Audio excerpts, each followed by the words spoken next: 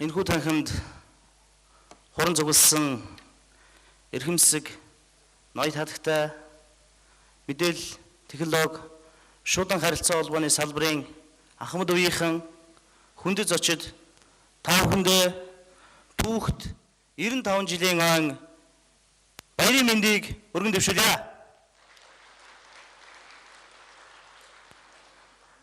Мэдээллийн технологи, шуудан харилцаа холбооны салбарын нээлттэй өдөрлөг уламжлал болгон зохион байгуулагдаад хэдийн 4 дахь жилийнхаа нүрийг үзэж байна.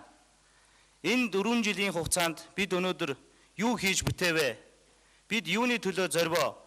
Бид ирээдүрөө юу руу явж байна гэдгээ энд бид ярилцдаг, хэлцдэг. Энэ удаач гэсэн мөн адил бид нар 2016 оныг бид нар ямар онцлог жил болгон зарлаж байгаа юм бэ? Энэ жилийн онцлог юу байсан бэ? 2015 он биднэрт ямар үр өгөөжтэй жил байсан бэ гэдгийг тайлагнадаараа бас онцлогтой нэгэн уулзалт юм аа. Энэ танхимд маш олон төлөөллүүд хүрэлцэн ирсэн байж байгаа. 21 аймгийн төлөөллүүд, манай салбарын үйл ажиллагааг амжилттай авч явж байгаа удирдах байгаа компани захирлууд гээд бүхий л төлөөллүүд энэ танхимд хуран цуглжээ. Эдгээр зочиддоо бас бүгдээрээ халуун алга дашилтаар баярын мэнд хүргье.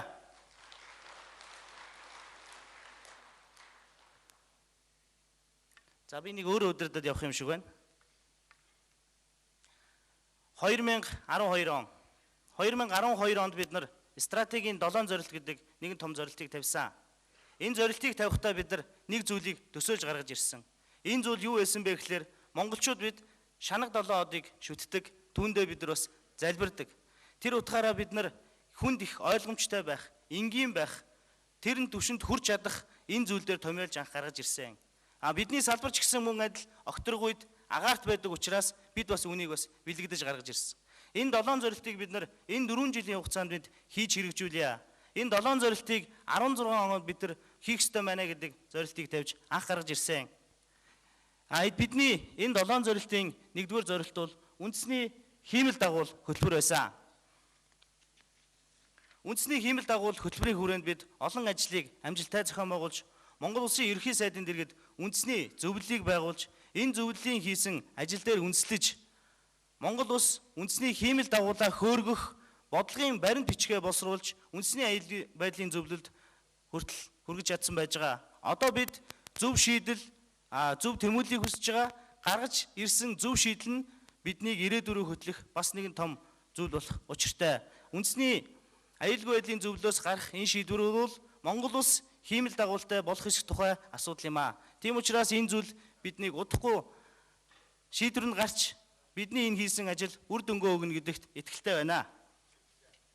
Дараагийн том зорилт бол бид нар төрийн төвжирлэгээ үйлчлэгээ гэдэг маш том зорилтыг тавьсан. Монгол Улс захим засаг гэдэг энэ зүйлийг олон жил ярьж байгаа. Захим засгийн үзүүлэлтээрээ ч гэсэн Монгол Улс бид нар дэлхийд бас нэлээдгүй өндөр түвшинд үнэлэгдэх боллоо. Энийг бид нар томьёолохдоо ургаж буй модтой төсөөлсөн. Энэ модны төсөөл бол өнөөдөр биднийг бас чирж авч явж байна.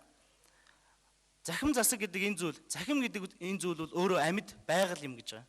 Энэ байгаль гэдэг зүйлээр юу илэрхийлэгдэж байгаа вэ гэхээр энэ зүйл ургаж байх ёстой.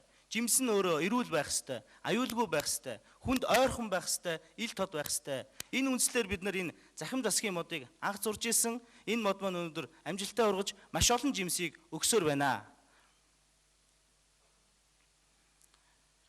Түц машин. Энэ захим засгийн үр дүнд гаргаж ирсэн нэгэн төрлийн жимсээ. Өнөөдөр түц машин биднэрт үр дүнгээ өгсөний нэгэн бот илэрлийг зарим нэгэн статистикаас би хэлхэн зүг болов гэж бодож байна. Өнөөдөр түц машин хийгдснээс хойш 900 сая төгрөгийн орлогыг улсын төсөвт төвлөрүүлсэн байна.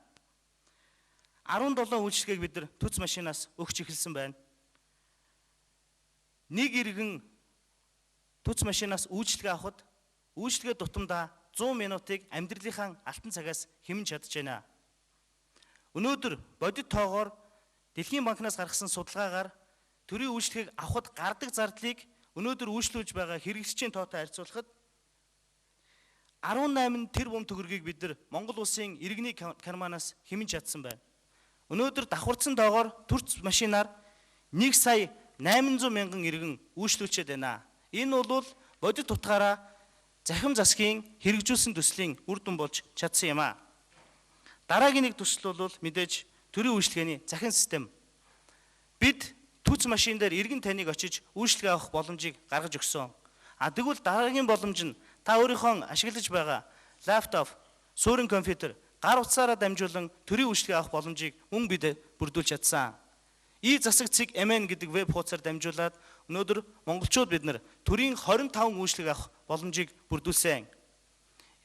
Энэ сайт ашиглалтанд орсноор одоогийн байдлаар 14578 хандлт хийгдэж 524 хүн үйлчилгээ авчаад байна. Энэ 25 үйлчилгээний 3 үйлчилгээ замын цагдаагийн үйлчилгээ өнөөдрийн байдлаар үйлчилгээнд орцсон явж байна. 22 үйлчилгээ нь бэлэн бус төлбөр тооцооны зарим нэгэн газрын шийдвүүдээс болоод хүлээгдсэн байдалтай байж байна. Тэгвэл бид боломжийг бүрдүүлсэн үйл ажиллагаагаа эхэлсэн явж байна. Энэ бол бас захим засгийн маань бодит үр дүн юм аа. Дараагийн нэг бодит том ажлыг бид бас хийж чадсан. Өнөөдөр мэдээллийн технологиг дан ганц мэдээлэл гэдэг зүйлээр ашиглах бас өөр бусад төрлийн олон хэлбэрт амьдралд ашиглаж байгаа.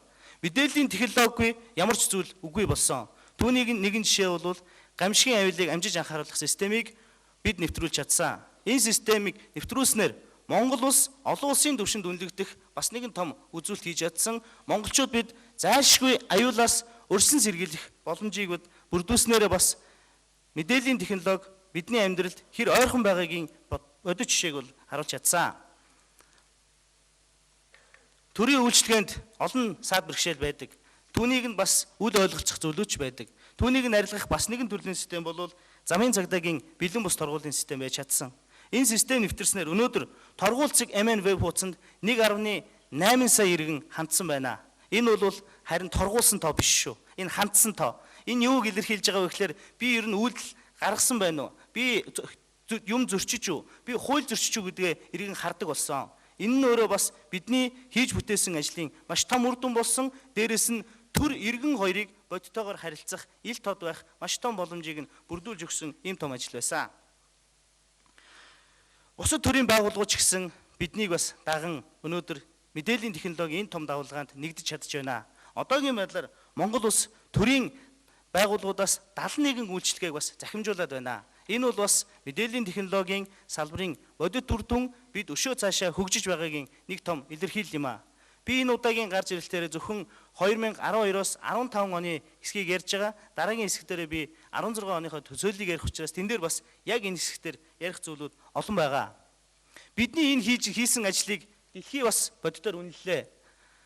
Нэгдсэн үндэсний байгууллагын гаргадаг Монгол улсын захим засгийн хөгжлийн индексийг гаргасан байна. Энэ үзүүлэлтээр 2012 онд бид нар 75 дугаар байрт байсан бол 2002 жил тутамд хийгдэх судалгаагаар 2014 онд 11 байраар буюу 64 дугаар байрт орж урагшилсан. Энэ бол 2.5% өсөлтийг бидэрт авчирсан. Энэ бодит өсөлтийг авчирсан 11 дугаар байр, 11 байр буюу 2 оронтой тоогоор үргэлжлүүлэхэд бодиттой хувь нэмэр оруулсан салбарын та бүхэндээ талархлаа. Биеиндээ алгадаш баяр хүргье. Энэ бол та бүхний ажлын үр дүн, та бүхнийг бид иргэд үнэлэхээс гадна дэлхийн үнэлдэг болсны хамгийн том жишээ бол энэ байсан. Өнөөдөр төрийн байгууллагын аюулгүй байдлын эрсдлийн үнэлгээг бид хийж байна. 2013 онд төрийн 22 байгууллагад бид эрсдлийн үнэлгээ хийсэн. 2015 онд төрийн 61 байгууллагт эрсдлийн үнэлгээ хийлээ. Эрсдэл хэдий буурч байгаа ч гэсэн бидэнд анхаарах зүйлүүд маш их байгаа учраас 2016 оныг бид нар бас онцгойлон энэ зүйл рүү чиглүүлсэн байж байгаа. Энийг бид тусгайлан ярих учраас энд тоочоод өнгөрье. Дараагийн том зорилт. Бид өнөөдөр бас дэлхийтэйгээ хөл нийлэн алхдаг. Манай салбар бол мэдээллийн технологи шуудан харилцаа холбооны газар буюу Монгол Улсын засгийн газрын тохируулагч агентлаг мэт боловч бидний бодлого бас дэлхий дээрээ IT буюу олон улсын захиргааны холбооны байгууллагатайгаа нэгт уялдаж ажилладаг. 2005 онд гаргасан олон улсын захиргааны холбооны байгууллага дэлхийн нийтээр 2015 он гэхэд тоон технологи шилжих гэдэг энэ том зорилтыг Монгол Улсын засгийн газар 2010 оноос хойш хэрэгжүүлж эхэлсэн. Энэ тухай би дараагийн хуудсанда дурдхуулна. Энэ удаагийн 3 дугаар том зорилт бол өндөр хурдны интернет. Өнөөдөр энэ өндөр хурдны интернетийн өсөлтийг та бүхэнд одоо би статистикээр харуулж байна. Энэ статистик үзүүлэлтээс харахад суурин интернет холболттой өрхийн тоо 100 хүнд оногдох хөдөлгөөнт интернетийн тоог харьцуулж харуулсан байж байгаа. Сүүлийн жилүүдийн өсөлтийг харахад хөдөлгөөнд интернет хэрэглэгчдийн тоо 57.6% болж өссөн байна. Энэ бол өнөөдөр монголчууд маш мэдрэмтгий тэр дундаа технологиг үнэхээр бодит утгаар хэрэглэж чадж байгаагийн хамгийн том илрэл юм а. Энэ нашрамд үүрэг холбооны операторууд, IPTV үйлчилгээний эрхлэгчид болон энэ чиглэлийн интернет үйлчилгээ эрхлэгч компаниудаа талархаж байгаагаа илэрхийлье.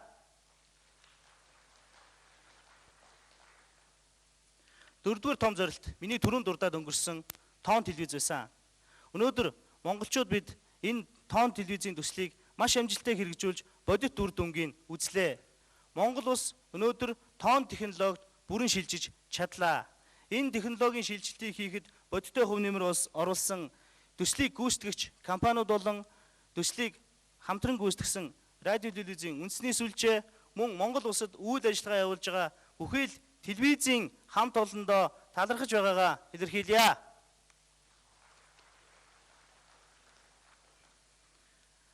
Тавдугаар зорилт.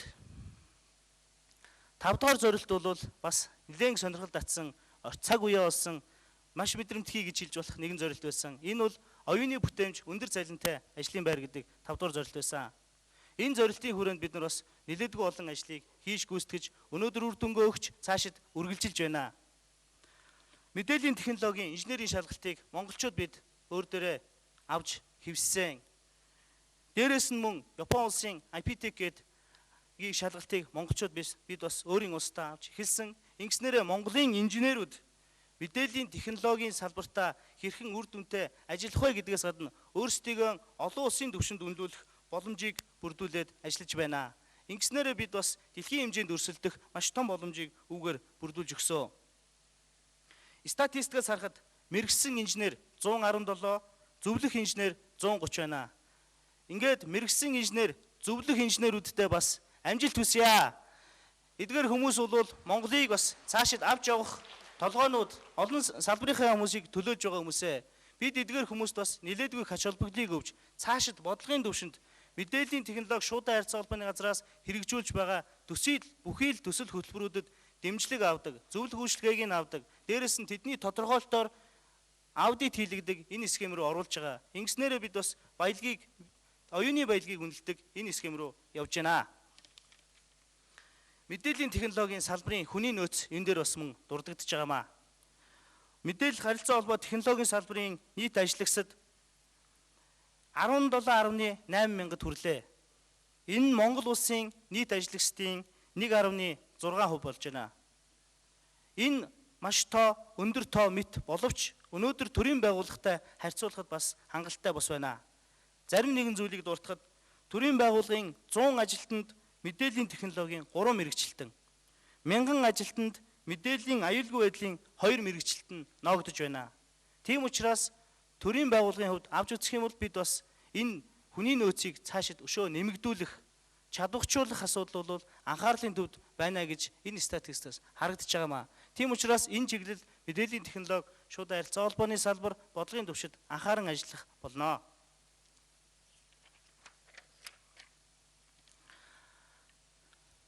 Мөн энэ ажлын хүрээнд бид нар програм хангамжийн чуулгануудыг зохион байгуулж ирсэн. Олон улсын стандартын бүтээгдэхүүн гэдэг бид нар маш том зорилт тавьсан. Энэ зорилтын хүрээнд олон ажлуудыг хийж хэрэгжүүлж байна. Түүний нэг нь бол эхний ажил болох Монголын програм хангамжийн чуулганаас бид ажиллаа эхэлсэн. Яагаад бид энэ Монголын програм хангамжийн чуулганаас ажиллаа эхлэх болсон бэ гэхээр өнөөдөр бидэнд тулгамдж байгаа асуудал юм бэ? Бид эдгээр хүмүүсийн асуудлыг шийдэхин тулд яах ёстой юм бэ? Инновац гэдэг ойлголт манай салбарын түвшинд ямар байгаа юм бэ? Инновац хийлгэхийн тулд бид яах ёстой вэ гэдэг олон шийдлүүдийг энэ чуулгануудаар гаргаж авсан. Энэ зөвлөмжийн үр дүнд өнөөдөр засгийн газар бодиттой том олон шийдвэрүүдийг гаргасан. Энэ шийдвэрүүд 16 оноос эхлээд бодиттой биелэлээ болоод явж байна. Анх энэ чуулганыг мэдээллийн технологи шуудан харилцаа холбооны газар өөрөө санаачилж хийж байсан бол одоо энэ чуулганыг 3 дахь чуулганаас эхлээд Монголын програм хангамжийн холбооныхан өөрсдөө бие даа зохион байгуулах түвшинд хүрчээ. Энэ нь өөрөө манай салбар цаашид өшөө их хөгжиж байгаагийн хамгийн том илэрхийлэл юм аа. Ийм учраас 3 дугаар чуулганыг бас амжилттай зохион байгуулсан Монголын програм хангамж үйлдвэрлэгчдийн холбооны хамт олондоо талархаж байгаагаа илэрхийлье.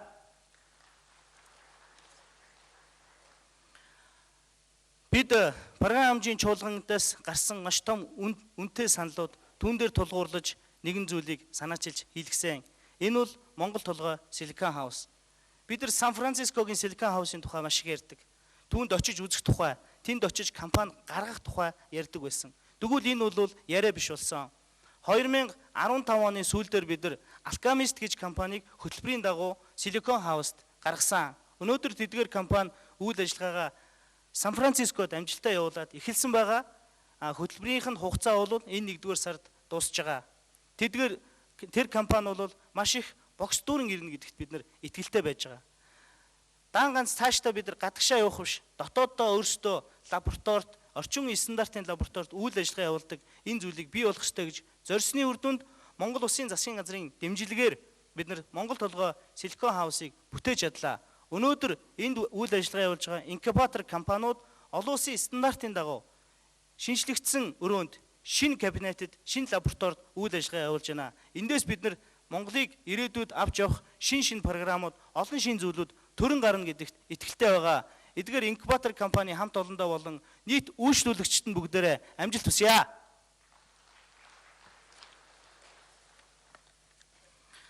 Мэдээлэл харилцаа холбооны салбарын нийт орлого сүүлийн жилүүдэд өндөр үзүүлэлттэй явж байна.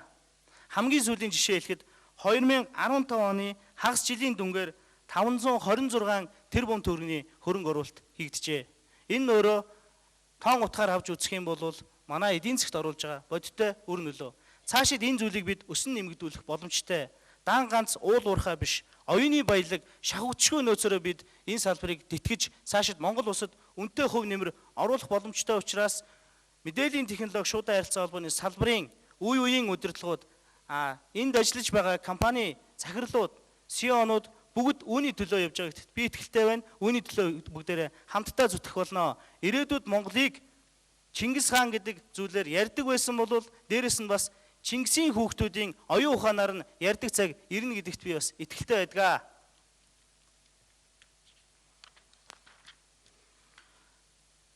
Сүүлийн зорилт. Сүүлийн буюу 7 дахь зорилт. Энэ бол шуудан суурилсан дэвшил байсан. Мэдээллийн технологи шуудан харилцаа холбооны салбарын энэ жил 95 жилийн түүхэн ой тохиож байгаа. Гэхдээ энэ 95 жилийн ой бол он цагаар нь хөөх юм бол харьцангуй бага тоо. Би юу гэж хэлэх гэж байна вэ гэхээр та бүхэн сайн мэдж байгаа.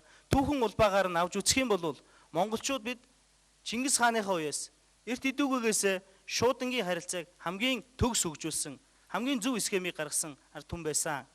Энэ бол юу байсан бэ гэхээр өнөөдрийн байгаа шуудан. Тэгэхээр шуудангүйгээр бид бас энэ салбарыг төсөөлөхгүй. Шуудангийн дэвшил өөрөө бас мэдээллийн технологийн хөгжлөд дагаад орчин үеийн чиг хандлагад дагаад хөгжиж ирсэн. Өнөөдөр дэлхийн бүх хөгжиж байгаа завгүй хотууд амьдралынхаа бараг 50% үйл ажил, амьдралынхаа 50%-ийг бол шуудангаар амжуулж байна. Тийм учраас бид шууданг бол орчин үеийнхаа үйл ажиллагаатай хөл нийлүүлэн алхах ёстой гэж үзсэн. Өнөөдрийн энийг олж харж байгаагийн хамгийн том жишээ бол саяхан он гараад хийгдсэн Монгол шуудан компани хөрөнгө оруулалт байсан. IPO байсан. 6.2 гэдэг ярьж исэн боловч өгсөн санал нь миний сонссоор 2.1 тэрбум болсон гэж сонссон. Тэгэхээр өнөөдөр шуудан бол яг бидний 3-4 жилийн өмнөөс ярьж ирсэн шиг унтаж буй бар байсан. Одоо энэ бар удахгүй архирах баха. Энэ архирах чимээ бол монголчуудыг бас дэлхийд олон зүйлээрээ хөтлөн гэдэгт итгэлтэй байна. Улс хоорондын шуудангийн үйлчлэгийг гайлын тариф нэмэгдсэн өртгийн албан татвараас бид өнгөрсөн хугацаанд харилцаа холбооны зохицуул хороотойгоо хамтран чөлөөлж шийдвэрлэж чадсан. Үүн дээр суйрлаад өнөөдөр байгаа нөхцөл байдал тулгуурлаж шуудангийн үйл ажиллагааг сайжруулах олон том төсөл хөтөлбөрүүдийг хэрэгжүүлсэн. Логистикийн 32 автомашинаар үйл ажиллагаагийн дэмжлээ, ухаалаг шуудангийн хайрцаг буюу бүх нийтээр ашиглах боломжтой электрон хайрцагийг мөн хэвшүүллээ. Мөн дээрээс нь төрийн үйлчлэгээнүүдийг шуудангаар авч эхэлдэг болсон. Одоо та гадаад паспортаа заавал очиж авах биш, захиалцсан бол ухаалаг шуудангийн хайрцагаараа дамжуулаад болон шуудангийн үйлчлэгээр авах боломжийг бүрдүүлж чадсан. Энэ мэтлэнгээр шуудан дээр бол технологид суурилсан маш олон шин дэвшлүүд гарч ирсэн. Энэ бол саяны ярьсан товчхон хэдэн зүйл бол өнөөдөр мэдээллийн технологи шуудан харилцаа холбооны салбарын 2012-оос 15 онд хэрэгжүүлсэн томоохон төслүүдийн нэгэн жишээ байсан. Дээрээс нь та бүхний маш сайн мэддэг бидний үйл ажиллагааг бас бодитоогоор дэмждэг нэгэн байгууллага байдаг. Энэ бол бүх нийтийн үйлчлэгээний үүргийн сан.